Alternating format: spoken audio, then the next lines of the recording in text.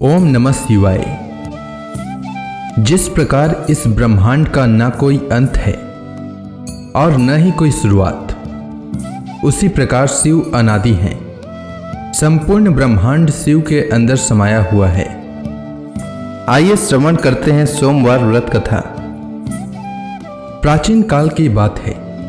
एक नगर में एक बहुत धनवान साहूकार रहता था, जिसके घर में धन की कमी नहीं थी, परंतु उसको एक बहुत बड़ा दुख था कि उसके कोई पुत्र नहीं था।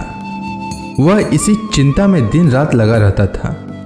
वह पुत्र की कामना के लिए प्रत्येक सोमवार को शिव जी का व्रत और पूजन किया करता था तथा सायंकाल को शिव मंदिर में जाकर शिव जी के सामने दीपक जलाया करता था।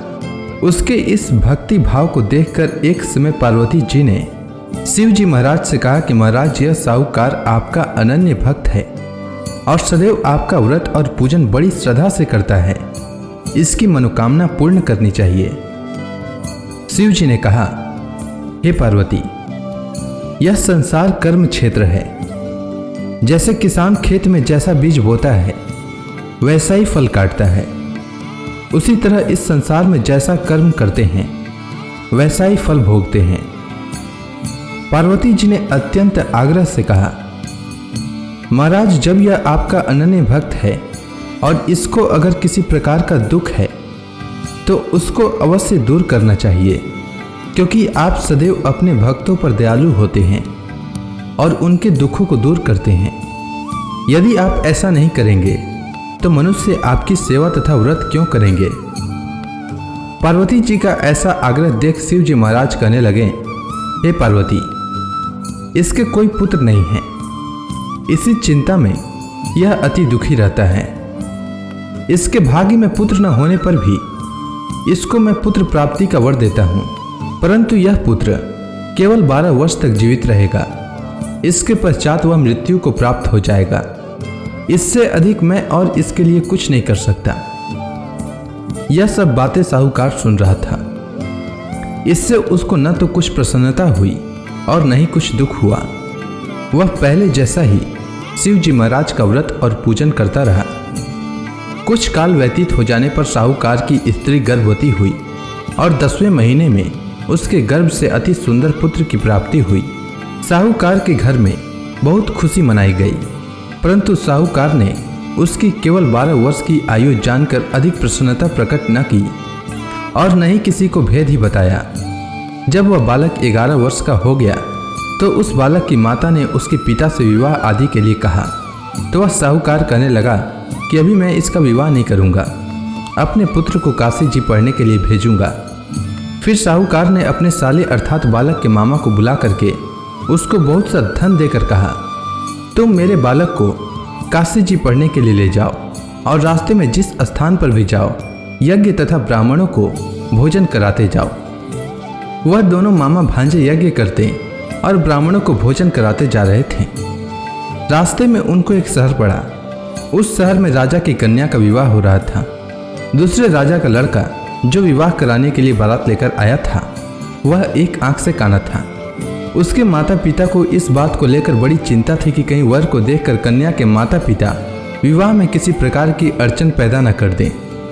इस कारण जब उसने अति सुंदर सेठ के लड़के को देखा तो मन में विचार किया कि क्यों न दरवाजे के समय इस लड़के से वर का काम चलाया जाए। ऐसा विचार कर वर के पिता ने उस लड़के और मामा से बात की तो वे राजी हो गए। फिर उस लड़के को वर के कपड़े पहनाकर तथा घोड़ी पर चढ़ाकर दरवाजे पर ले गए और सब कार्य प्रसन्नता से पूर्ण हो गया। फिर वर के पिता ने सोचा कि यदि विवाह कार्य भी इसी लड़के से करा लिया जाए तो क्या बुराई है। ऐसा विचार कर लड़के और उसके मामा से कहा, यदि आप फेरों का काम और कन्यादान के काम को भी करा दें तो आपकी बड़ी कृपा होगी और मैं इसके बदले में आपको बहुत कुछ धन दूंगा। तो उन्होंने स्वीकार कर लिया और विवाह कार्य भी बहुत अच्छी तरह से संपन्न हो गया।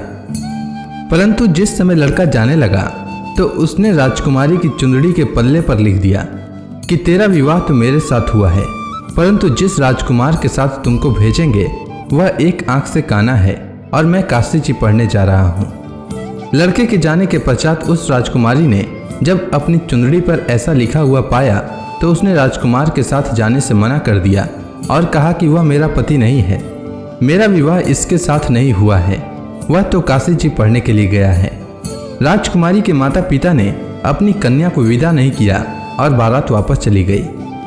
उधर सेठ का लड़का और उसका मामा काशी जी पहुंच गए। वहां जाकर उन्होंने यज्ञ करना और लड़के ने पढ़ना शुरू कर दिया।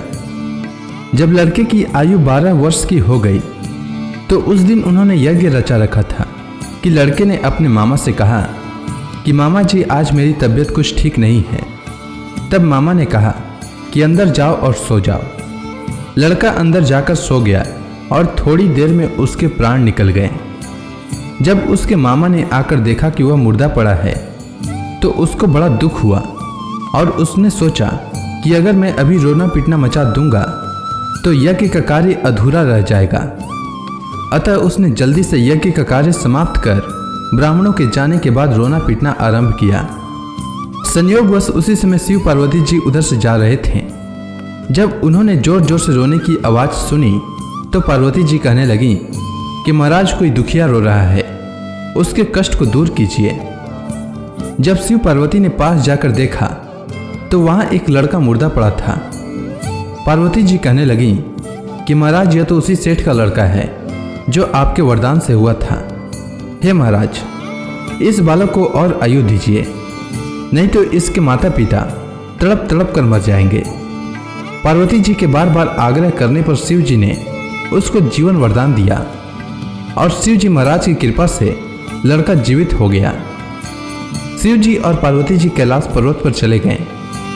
तब वह लड़का और मामा उसी प्रकार यज्ञ करते तथा ब्राह्मणों को भोजन कराते हुए अपने घर की ओर चल पड़े। रास्ते में उसी शहर में आए जहां उसका विवाह हुआ था।